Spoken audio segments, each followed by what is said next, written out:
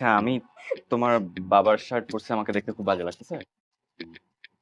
তার জন্য হাসতেছো? জি sir.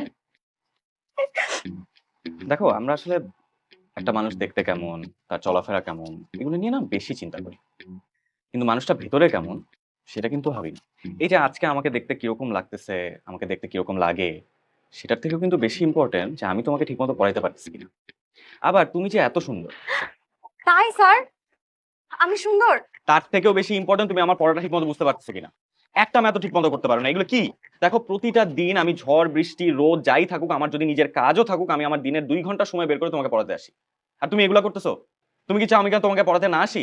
Sorry sir. Sir দেখেন, আমি কখনোই চাবো না যে আপনি আমাকে আর পড়াতে আসবেন না স্যার। স্যার আপনি আমার উপরে রাগ করেন, আমাকে বকা দেন, আমাকে শাস্তি দেন, আমার কোনো অসুবিধা নাই। কিন্তু স্যার আমি চাই আপনি আমাকে সবসময় পড়ান। ঠিক আছে, এখন থেকে একটা ভুল মানেই শাস্তি। হ্যাঁ, আমার কোনো অসুবিধা নাই স্যার। আপনি আমাকে যেই শাস্তি দেবেন আমি সেই শাস্তি মাথা পেতে। আরে বাবা, শাস্তি তো বললামই না, এখনই কি মাথা পেতে নিচ্ছ? ও হ্যাঁ, তাই তো। কি শাস্তি স্যার? আম, এখন থেকে প্রতি ভুলে 10টা করে এক্সট্রা ম্যাথ করবা। তাহলে তো আমি ৫-৬টা করে ভুল করবো। মানে? মানে স্যার, একটা ভুলের জন্য 10টা ম্যাথ, 5টা ভুলের জন্য 50টা ম্যাথ। 50টা ম্যাথ মানে আপনি আমাকে আরো 5 ঘন্টা সময় দিবেন। 5 ঘন্টা সময় বেশি দাও মানে আমি 5 ঘন্টা সময় আপনাকে বেশি দেখবো।